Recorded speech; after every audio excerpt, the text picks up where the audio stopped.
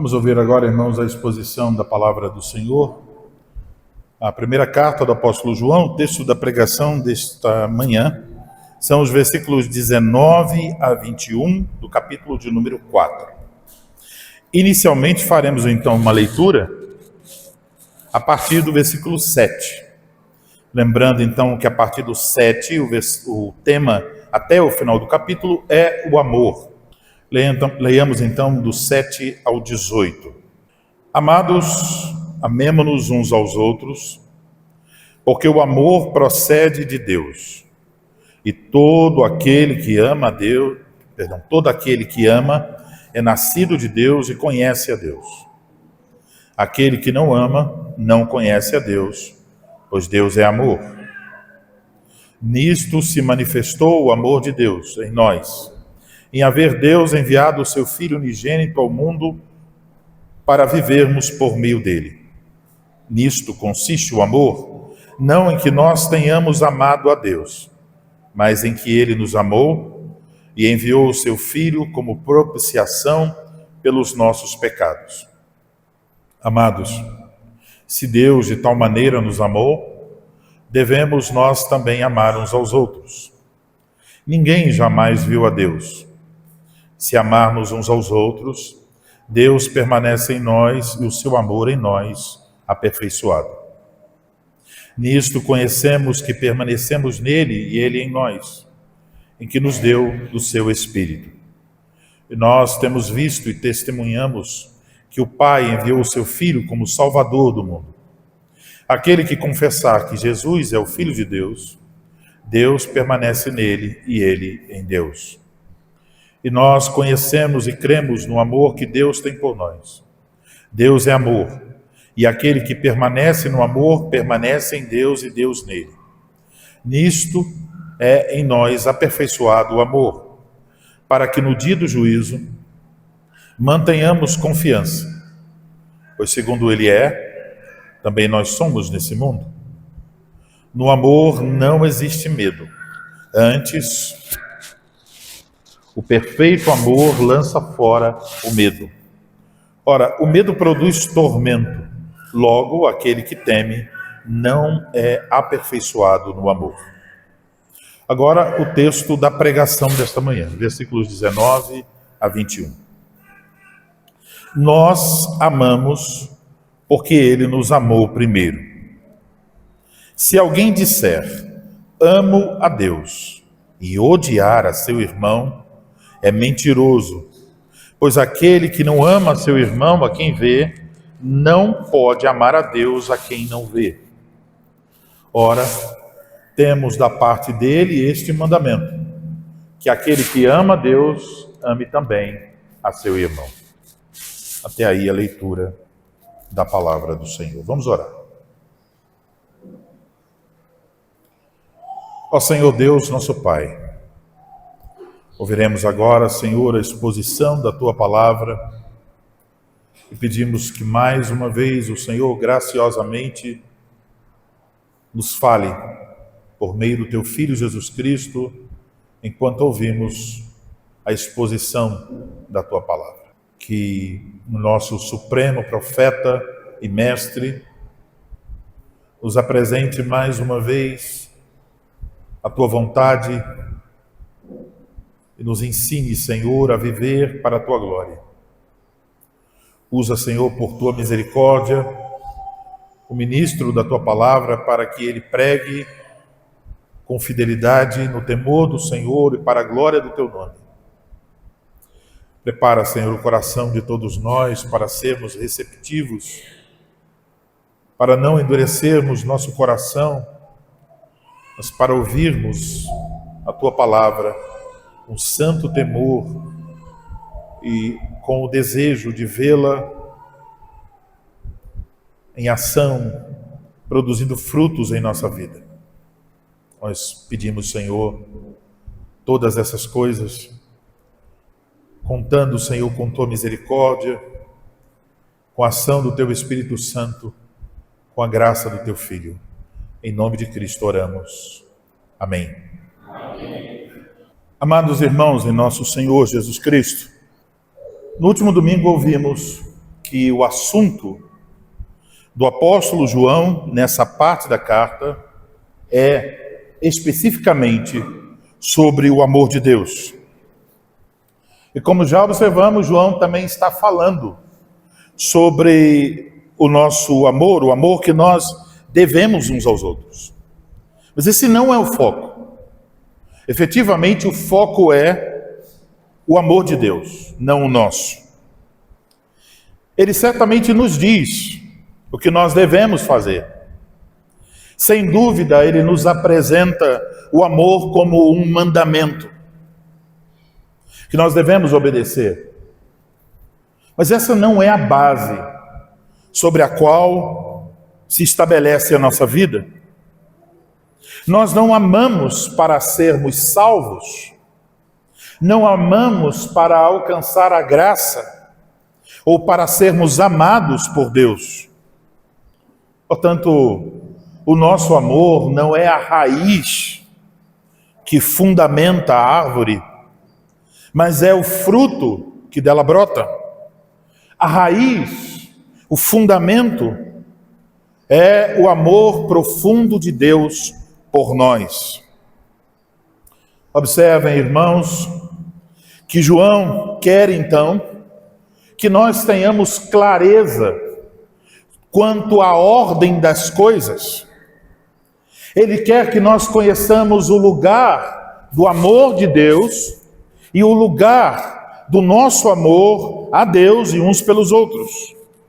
E é por isso então que eu vos anuncio a palavra de Deus, o Evangelho da graça de Deus, nesta manhã sob o seguinte tema: o nosso amor visível ao Deus invisível. O nosso amor visível ao Deus invisível. Então, em primeiro lugar, vamos nos perguntar sobre a fonte do nosso amor. Versículo de número 19. Nós amamos porque Ele nos amou primeiro. Esse é, talvez, um dos versículos mais diretos e mais simples de toda a Escritura. O texto grego, assim como no português, coloca aqui uma ênfase sobre o nós. Isso significa, João está incluindo a si mesmo e a seus leitores, e agora então ele diz: nós amamos. Mas em seguida ele nos diz algo sobre o amor de Deus. Ele diz: Ele nos amou. Podemos, pelo contexto, entender, é uma referência a Deus, o Pai. Está falando do amor de Deus por nós. João, então, tem um interesse que se evidencia. Ele quer que prestemos atenção na relação entre o amor de Deus e o nosso amor. O amor do Pai, o amor entre os filhos do Pai. Ele diz então: nós amamos. Ele nos amou. Então surge a pergunta: o que vem primeiro? E a resposta está aqui, com toda clareza. Ele nos amou primeiro. Portanto, o nosso relacionamento com Deus não começa em nós. Não começa com algum tipo de sentimento que alguém, de repente, por acaso, começa a nutrir em sua vida em relação a Deus. Não começa com alguma ação que nós venhamos a praticar para demonstrar o nosso amor a Deus. O apóstolo é muito claro, e as suas palavras concordam com toda a Escritura. A iniciativa é de Deus. Ele nos amou primeiro. E isso é algo que nós não podemos e não devemos esquecer. Ele nos amou primeiro.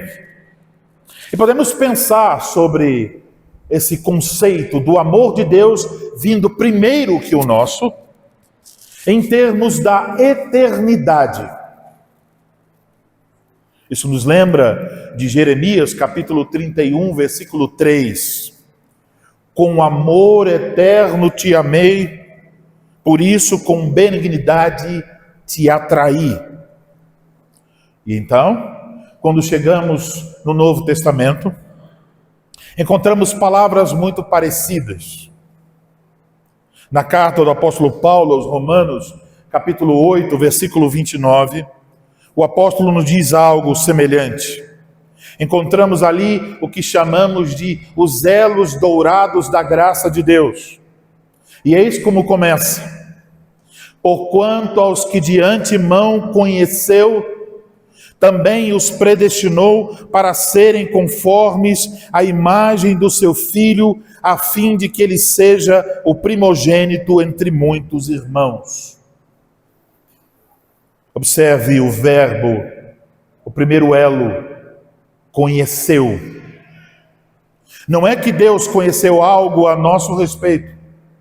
Não é que Deus previu a nossa fé. Deus nos conheceu. O que na linguagem bíblica implica em que Deus nos amou. Esse amor eterno de Deus, então, aparece na carta aos Romanos ligado à eleição.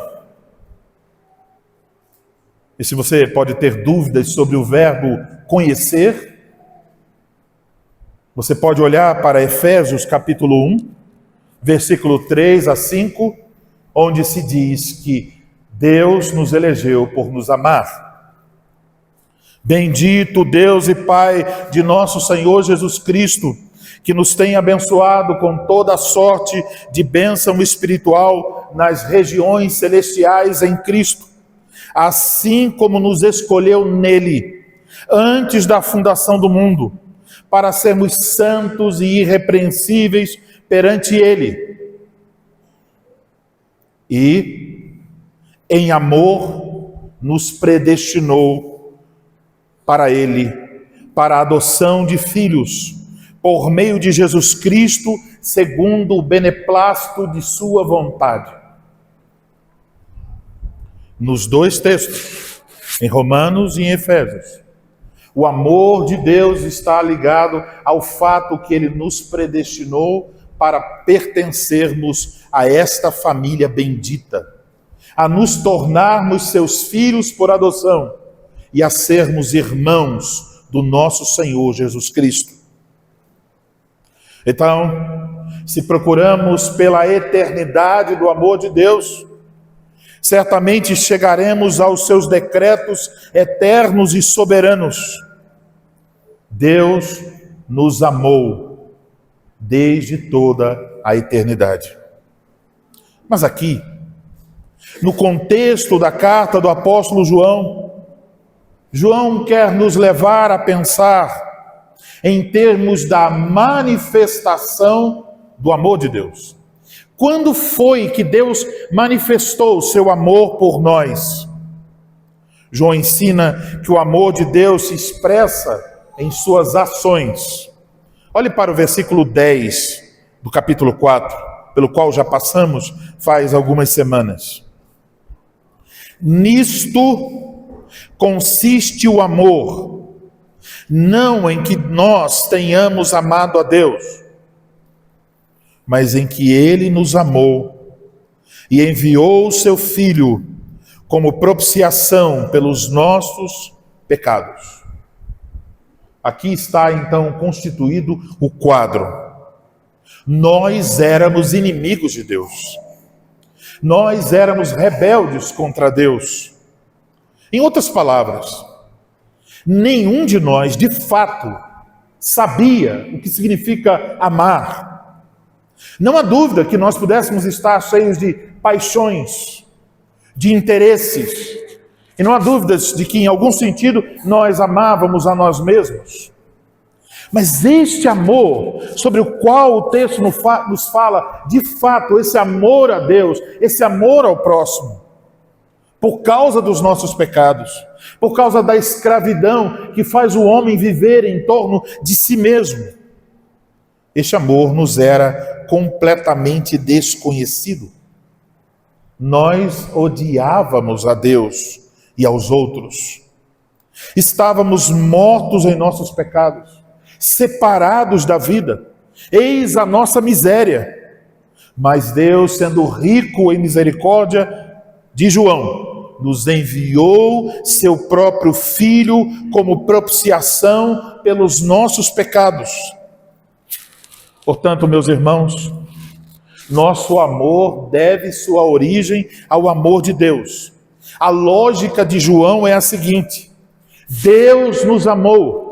O amor de Deus se evidenciou pela salvação que Ele providenciou a nós. Por causa disso, agora nós amamos. Portanto, a fonte e a causa suprema do nosso amor uns pelos outros e do nosso amor a Deus é o amor do Deus invisível por nós. O amor que se evidenciou quando Ele nos deu seu Filho para sofrer as consequências horrendas e eternas dos nossos pecados. Em outras palavras, a argumentação do apóstolo João não se fundamenta em moralidade, não se fundamenta em sentimentalismo, ela se fundamenta no Evangelho. Não é o que você faz, não é o que você sente, mas o que Deus fez e o que Deus proclama por meio do Evangelho.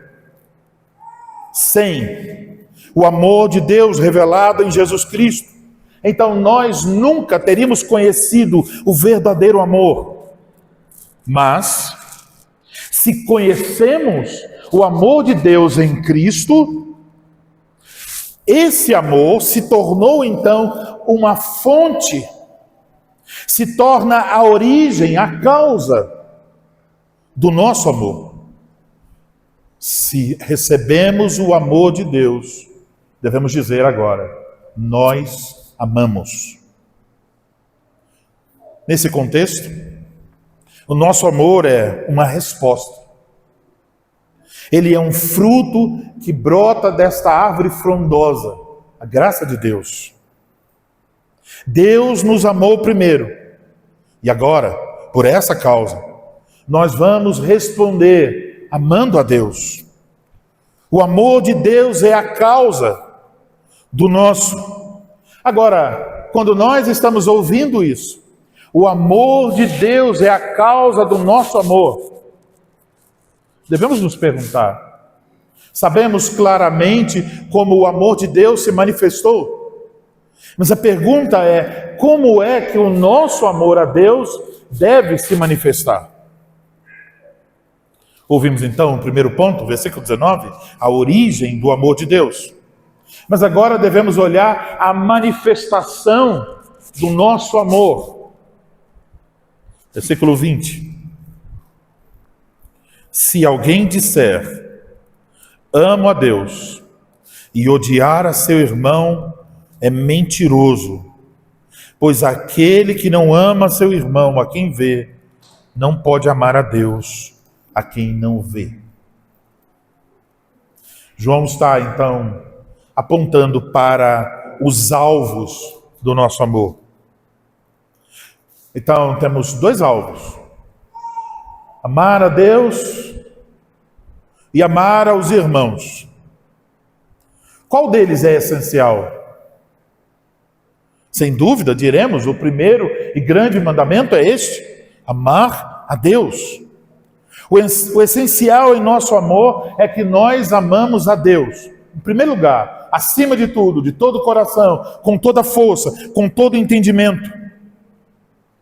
Aqueles que receberam o amor de Deus em Cristo devem responder a esse amor amando a Deus. Porque Deus nos amou, Deus é o alvo supremo do nosso amor. Mas então, meus irmãos, nos deparamos com algo muito comum. Alguém pode alegar amar a Deus e ao mesmo tempo não saber nada sobre o verdadeiro amor a Deus. Porque O cerne do argumento de João é: veja, Deus é invisível. Como você mostra o seu amor a alguém invisível? Então, é fácil falar sobre, declarar: eu amo ao Senhor, eu amo a Deus. Parece então que esse tipo de declaração poderia ficar no campo subjetivo. Como é que você ama a Deus? Eu amo a Deus porque eu sinto em meu coração algo em relação a Deus. Outro dirá: eu amo a Deus porque quando eu estou no culto, eu tenho uma experiência pessoal, profunda, especial com Deus. Então, como é que nós vamos julgar o coração de alguém?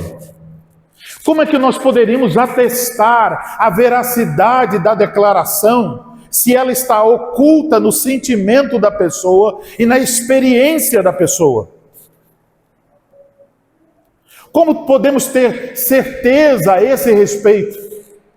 E não só sobre os outros, mas sobre nós.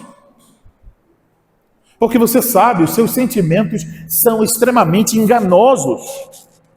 As suas experiências são corruptíveis. Como alguém pode, então, ter a certeza de que, de fato, ama a Deus? João lança para longe esse subjetivismo evangélico dos nossos dias, fundamentado apenas em sentimentalismo e experiências. João diz: há algo muito mais concreto, algo tangível que pode ser tocado a respeito do nosso amor a Deus. Podemos aplicar esse teste e chegar a uma conclusão que seja verdadeira. Se nós amamos a Deus, e se as outras pessoas que declaram eu amo a Deus estão fazendo essa declaração em verdade ou não. E como podemos saber disso? Observem a fórmula usada pelo apóstolo: se alguém disser. Eu digo que é uma fórmula porque vocês já devem se lembrar que essa expressão apareceu diversas vezes no decorrer da carta. Se alguém disser que conhece a Deus, se alguém disser que vive, que tem comunhão com Deus, se alguém disser está no campo das declarações. Alguém pode dizer eu tenho saúde, quando não tem. Alguém pode dizer eu sou bonito, quando não é. E nós vivemos na época da subjetividade, em que homens dizem eu sou uma mulher, e mulheres dizem eu sou um homem, em que seres humanos dizem eu sou uma vaca, eu sou um coelho, eu sou um cachorro. Ouvi sobre um homem que rasteja e diz que ele é uma cobra. Qualquer pessoa pode declarar algo a respeito de si mesmo.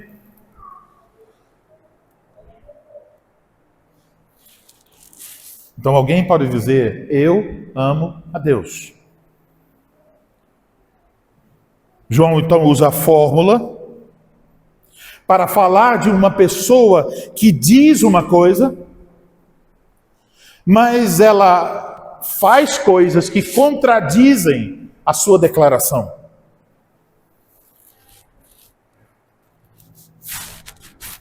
Nesse caso, a pessoa diz, eu amo a Deus. Mas João diz, mas se tal pessoa odeia a seu irmão, essa pessoa é mentirosa. Odeia a seu irmão. Talvez nós possamos pensar que essa é uma palavra um pouco pesada. E facilmente nós poderíamos dizer, bom, eu estou fora dessa. Mas eu quero que você volte um pouco, texto, e olhe para o capítulo 3 desta carta, os versículos 15 a 17. E vamos ver a explicação que João dá a respeito de odiar o irmão. 15 a 17 do capítulo 3. Todo aquele que odeia seu irmão é assassino. Ora, vós sabeis que todo assassino não tem a vida eterna permanente em si. Nisto, conhecemos o amor, que Cristo deu a sua vida por nós e devemos dar nossa vida pelos irmãos. Ora, aquele que possui recursos deste mundo e vira seu irmão padecer necessidade e fechar-lhe o seu coração, como pode permanecer nele o amor de Deus? Então, como o ódio é descrito nesses versículos? O ódio é descrito em termos de negligenciar as necessidades de um irmão em Cristo. Então, entendam, meus irmãos, o ódio aqui não está sendo apresentado como um tipo de emoção ou sentimento que você direciona ao seu irmão. Então, se nós fizermos essa pergunta, algum de vocês está sentindo ódio contra algum de seus irmãos? É muito provável que todos negassem isso. Então, não é meramente um sentimento contra o irmão. De modo que você pudesse dizer, então, olha, eu não sinto nada negativo em relação àquela pessoa, então eu não a odeio. Mas aqui, odiar ao irmão não está relacionado com o que sentimos, mas com o que fazemos ou não diante das necessidades do irmão. Odiar aqui é endurecer o coração, é fechar as mãos a necessidades de um irmão. Ele pode precisar de um cobertor, não quero saber. Ele pode precisar de um remédio, não. Mas ele talvez precise de consolo, não tenho tempo. Talvez ele precise de oração, preciso orar apenas por mim mesmo. Talvez ele precise de conselhos, de encorajamento. Talvez ele só precise de companhia. Se você pode ajudar, se você não faz, você está demonstrando ódio a seu irmão. Então observe que não há espaço para a falta de ação. Se você age para o bem de seu irmão, você demonstra amor. Se você cruza os braços diante das necessidades de seu irmão, você demonstra ódio.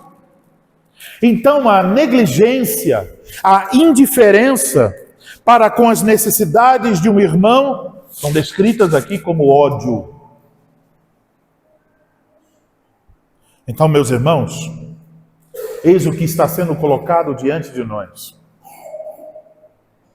Nós não expressamos nosso amor a Deus dizendo 1000 vezes em uma canção que parece um mantra: eu te amo, eu te amo, eu te amo, Senhor. Não expressamos nosso amor a Deus chorando, buscando experiências no culto. Expressamos nosso amor a Deus fazendo algo amoroso por um irmão ou uma irmã em Cristo. Se vemos alguém que precisa de amor e o ignoramos, estamos odiando. Então não é uma questão de perspectiva. Não é que eu o odeio de uma perspectiva divina, mas estou bem de uma perspectiva humana. A perspectiva de Deus é a realidade absoluta. Ele diz que fazer nada pelos seus irmãos é ódio, é assassinar seu irmão, é assumir a posição de Caim. Assim sendo, se alguém com tal atitude declara que ama Deus, isso revela algo a respeito do caráter dessa pessoa. E eu quero que você observe, o apóstolo João não só apenas diz, tal pessoa está mentindo. Ele diz, tal pessoa é mentirosa. Ela de fato não ama a Deus. O suposto amor que tal pessoa alega ter por Deus é uma ficção.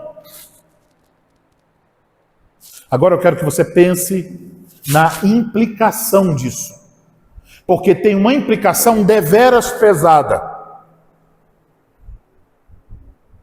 Se o amor que alguém diz por Deus se revela como uma mentira, tal pessoa é mentirosa no que diz respeito ao seu amor para com Deus, isso significa que todo o seu relacionamento com Deus é uma farsa. Um indicativo de que tal pessoa não conhece a Deus. Veja agora o capítulo 4, versículo 8, que diz aí: aquele que não ama não conhece a Deus, pois Deus é amor.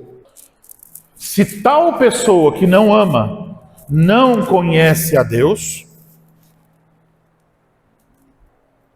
quando ela diz amar a Deus, quem é o Deus que tal pessoa está supostamente amando?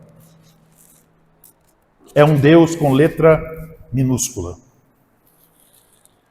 É uma invenção da mente de tal pessoa. É um Deus conforme seus desejos. Um Deus conforme suas expectativas, suas cobiças. Um Deus que tolerará que ela o ame e odeie seus irmãos. Agora, qual é o efeito prático desse tipo de situação? Qual é o efeito para as suas orações? Para quem essa pessoa está orando quando ora? Qual o efeito para o culto dessa pessoa? A quem essa pessoa está cultuando quando diz cultuar?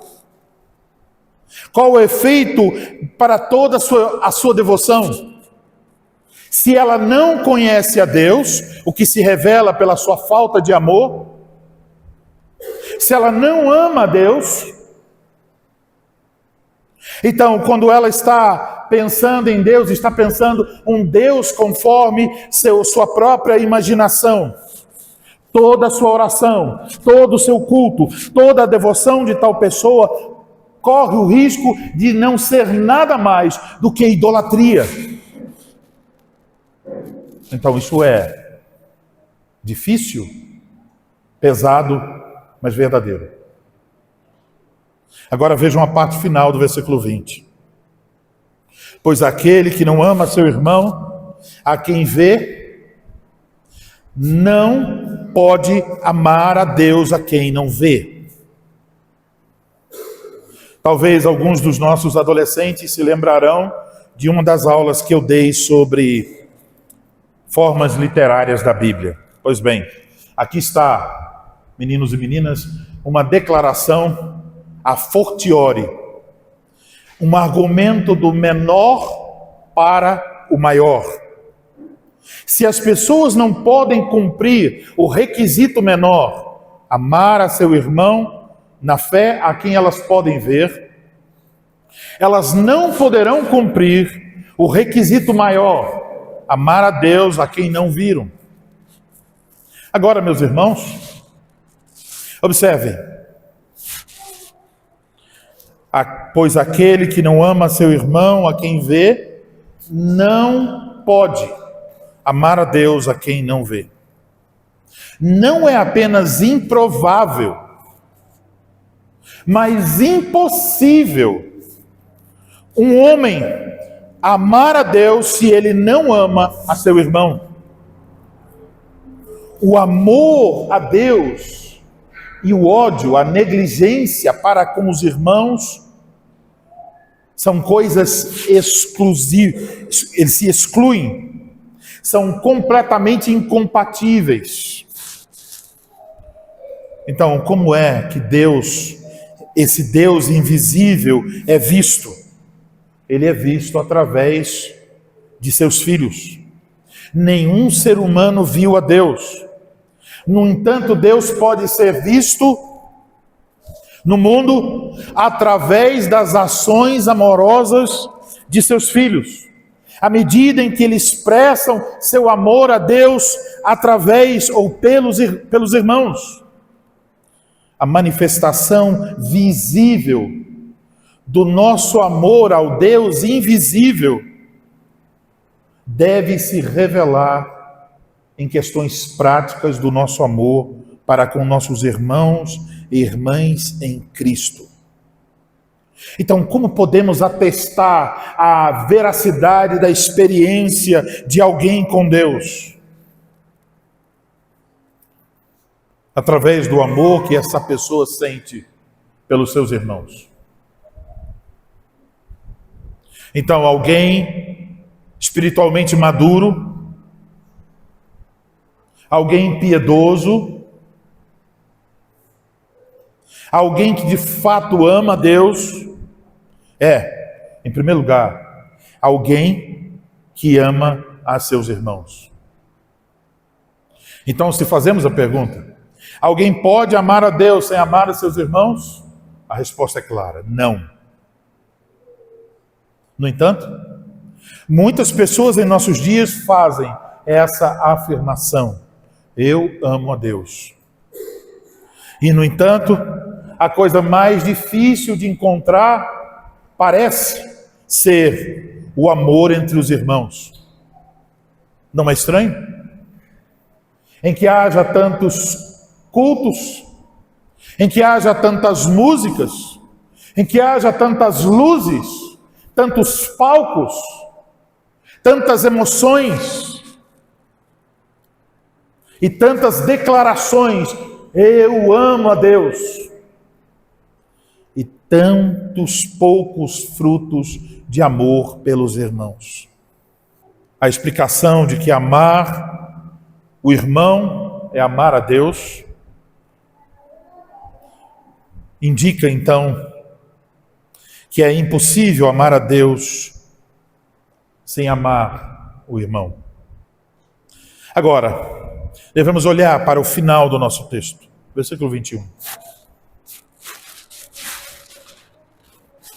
Onde encontramos um mandamento. Ora, temos da parte dele este mandamento, que aquele que ama a Deus, ame também a seu irmão. Então, a primeira coisa que nós devemos observar aqui é que existe uma conjunção em nosso texto. E. Ela não fica clara em português, porque em português os tradutores escolheram colocar ora. Ora temos da parte dele. Mas no texto grego temos e, temos da parte dele. Então, essa é a primeira observação. Isso faz com que as palavras do versículo 21 estejam totalmente conectadas com as palavras do versículo 20. Também devemos observar o pronome. Ora, temos da parte dele. A quem se refere? Uma vez que os versículos estão conectados, logo sabemos, se refere a Deus, o Pai.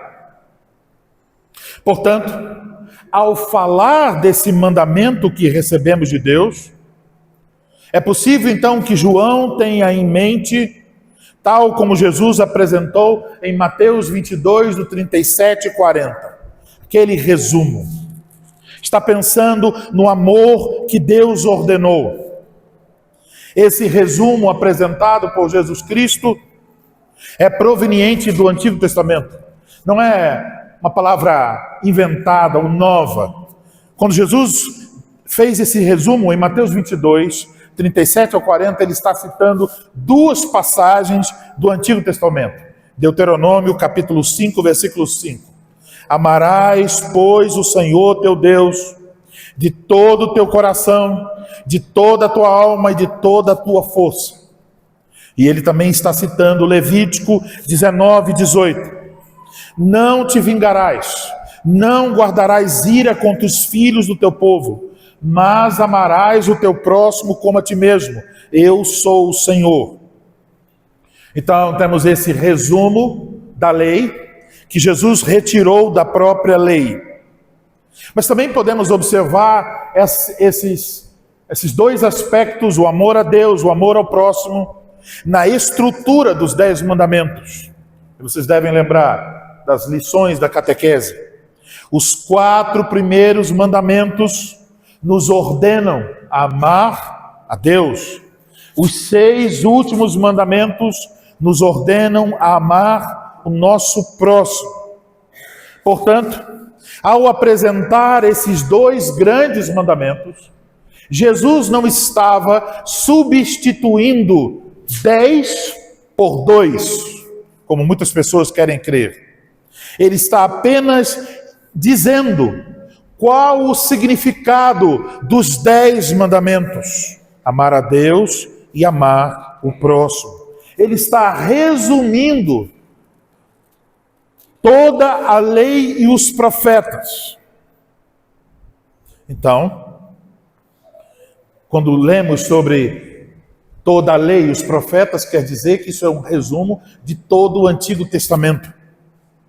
Esses 2 mandamentos são os lados de uma mesma moeda. Quem ama a Deus deve amar o próximo.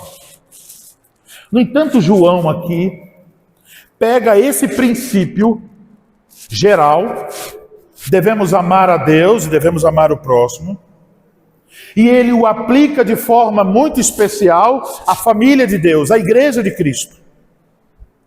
A ideia aqui é o seguinte: se você deve amar a Deus e amar o próximo, de maneira geral, a qualquer pessoa nesse mundo, quanto mais você deve amar aquelas pessoas que foram feitas por Deus, seus irmãos e irmãs em Cristo Jesus.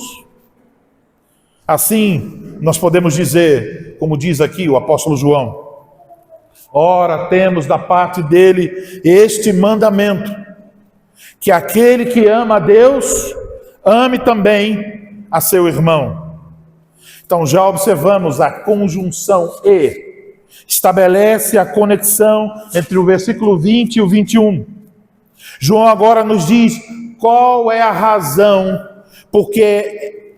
pela qual é impossível que essa inconsistência apresentada, declarada no versículo 20, permaneça. Por que não é possível amar a Deus e não amar o irmão? Ele mostra que é impossível por causa do mandamento de Deus de amar o irmão. Porque o mandamento de Deus está unido nesses 2 aspectos inseparáveis. Por todo o Antigo Testamento está claro: quem ama a Deus deve amar o seu irmão. Se não ama seu irmão, obviamente não ama a Deus. Agora olhe para o versículo 23 do capítulo 3 de 1 João. 3:23 de 1 João. Aí diz: ora, o seu mandamento é este, que creiamos em o nome do seu Filho Jesus Cristo e nos amemos uns aos outros, segundo o mandamento que nos ordenou. Portanto, meus irmãos, amar os irmãos não é apenas um fruto que brota da vida espiritual. É um mandamento a ser obedecido. Isso também foi ensinado pelo Senhor Jesus Cristo em diversas passagens. Por exemplo, em João, no capítulo 13, versículo 34, novo mandamento vos dou, que vos ameis uns aos outros, assim como eu vos amei, que também vós ameis uns aos outros. E depois, João, capítulo 15, versículo 17, isto vos mando, vos ordeno, o quê? Que vos ameis uns aos outros. E uma vez que amar os irmãos é um mandamento de Deus, que também nos foi ensinado pelo Senhor Jesus Cristo, aquele que odeia seu irmão não pode amar a Deus, pois se amasse a Deus, guardaria seus mandamentos. O fato de não obedecer ao mandamento ordenado por Deus, de amar o irmão, é uma prova de que tal pessoa é mentirosa. Ela não ama a Deus. Então, quando alguém desobedece a esse mandamento do Senhor, está demonstrando que seu amor por Deus é falso. Observe então o que temos. Nós temos a lei e os profetas, todo o Antigo Testamento, nos ensinando o mandamento de amar a Deus e amar o próximo.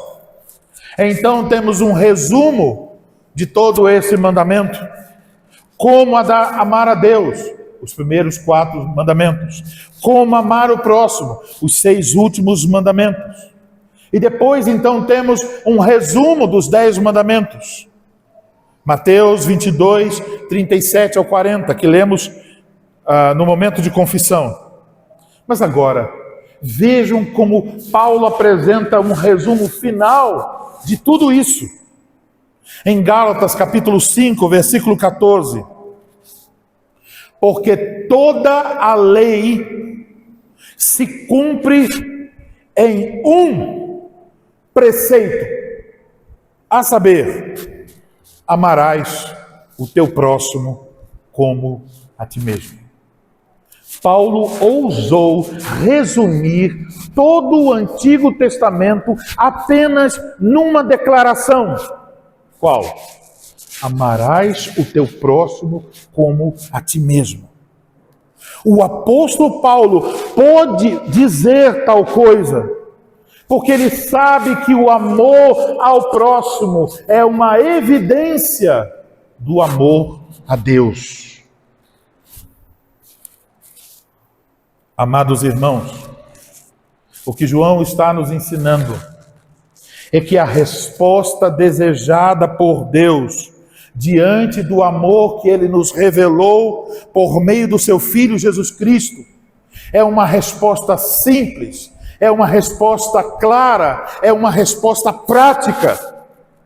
Deus quer que nós revelemos, demonstremos, manifestemos o nosso amor a Ele, amando-nos uns aos outros. Assim, o amor que devemos a Deus, devemos também uns aos outros. Por isso Paulo nos diz em Romanos 12, 8, a ninguém fiqueis devendo coisa alguma, exceto o amor com que vos ameis uns aos outros.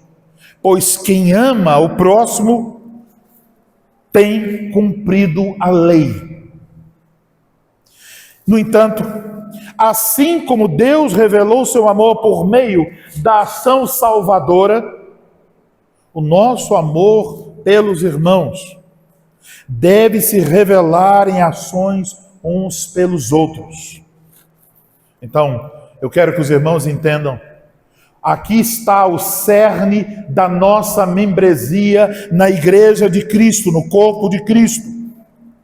O cerne da nossa membresia como membros do corpo de Cristo está ligado à nossa fé e ao nosso amor. Pela verdadeira fé, o Espírito Santo nos une. Para quê? Para amarmos uns aos outros. Se você tem interesse apenas na fé, você não sabe nada ainda sobre Bíblia e teologia. Essas coisas nunca estão separadas. Então, ser membro de uma igreja não é simplesmente para você dizer: olha, quero ser membro dessa igreja, estou esperando que me amem. Não é simplesmente para você receber amor. É para você amar os seus irmãos. É para você oferecer amor. As pessoas muitas vezes se aproximam da igreja, de uma igreja, com uma mentalidade consumista. O que essa igreja tem para me oferecer? Mas essa mentalidade é mundana. A mentalidade que procede do Evangelho é: o que eu posso oferecer a esses meus irmãos em Cristo? Então, meus irmãos, numa igreja onde o amor de Deus é revelado em Cristo Jesus, onde esse amor é proclamado por meio da pregação fiel, é confessado, quando confessamos e dizemos: temos recebido o amor de Deus, uma implicação é que nós devemos ser um exemplo do que significa amar os irmãos. Então pensem sobre o seguinte: talvez nós pudéssemos fazer uma lista das críticas que pudéssemos ter a respeito de diversos movimentos evangélicos. E talvez até pudéssemos dizer: olha, alguém diria, olha, essas pessoas ali parecem que elas não conhecem muito bem a graça de Deus. Elas sabem pouco sobre a graça de Deus. Elas são ignorantes a respeito da graça de Deus. Ok? É possível. Mas vamos dizer que nós conhecemos a graça de Deus? Se eu pergunto a vocês, vocês têm ouvido sobre a graça de Deus? Sobre o amor de Deus? Vocês podem dizer: eu conheço o amor de Deus porque Deus enviou o seu Filho para a minha salvação. Você pode dizer isso? Se você diz: eu conheço o amor de Deus, significa então que quanto mais uma igreja exaltar a graça de Deus revelada no Evangelho, o amor maravilhoso, gracioso, bendito de Deus na cruz por nós, quanto mais nós conhecermos esta verdade, mais nós temos a obrigação de praticar o amor entre nós.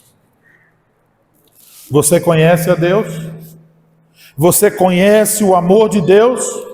Então obedeça ao mandamento de Deus. Ame seus irmãos. Pense sobre eles. Leve-os para a sua casa. Ore por eles, ore com eles. Sirva-os. Entenda que cada chamado para servir um irmão deve ser para você como uma ordem para amar o seu irmão. Contribua com o fundo diaconal. Use suas dádivas, as dádivas que Deus deu a você, para o bem de seus irmãos.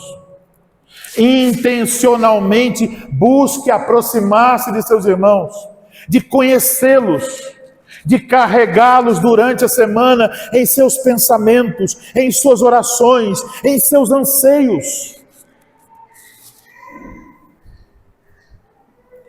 Ame as famílias da igreja. Ame as crianças da igreja. Vocês já pensaram sobre isso? Os pequeninos em nosso meio.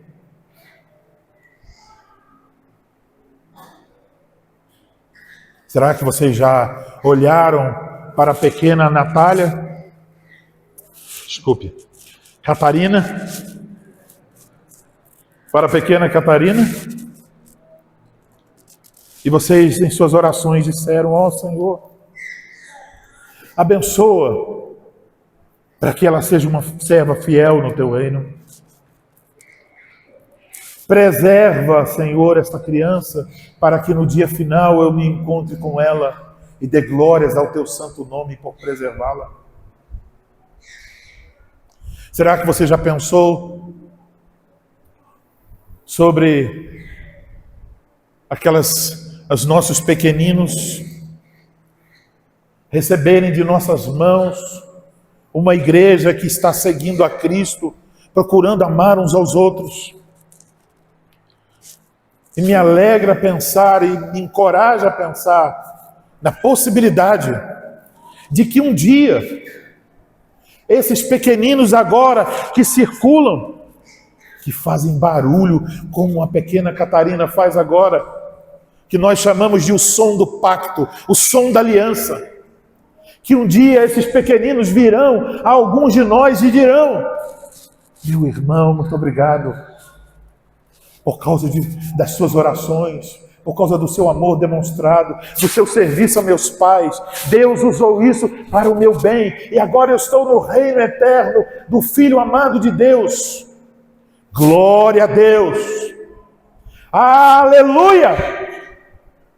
Então, teremos esta alegria eterna e celeste da comunhão dos santos, que começa aqui e é levada para a eternidade. Ame as crianças, ame os novos catecúmenos, aqueles que talvez estão entrando, chegando, acanhados. Não reserve seu amor apenas para aqueles que você já conhece. Amplie as tendas da sua casa, amplie seu amor aos pequenos, aos fracos, aos que talvez não entendem todos os aspectos da doutrina, aos que ainda estão querendo e desejando aprender, aos que estão chegando. Ame os irmãos solteiros. Quando você convidar alguém para sua casa no domingo, lembre-se que tem irmãos solteiros que não têm esposo ou esposa, filhos ou filhas. Quem são os pais e as mães desses irmãos? Quem são os irmãos que não os deixarão de fora da comunhão dos santos? Você e sua casa. Para isso que Cristo chama você, para amar os seus irmãos. Ame até os visitantes. Quando eles aparecerem aqui, dê atenção a eles. Converse com eles. Encoraje-os a voltar. Compartilhe alguma coisa. Façamos isso, irmãos.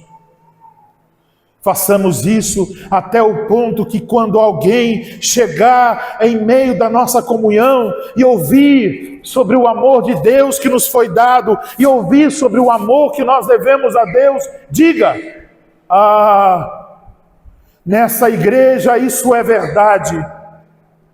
Até diga: há quantos anos eu procuro pela evidência deste amor, e agora eu acabei de encontrar uma igreja onde as pessoas se amam. E se vocês não querem uma igreja assim, vocês precisam se arrepender ou mudar de igreja. Porque é isso que Cristo nos ordena.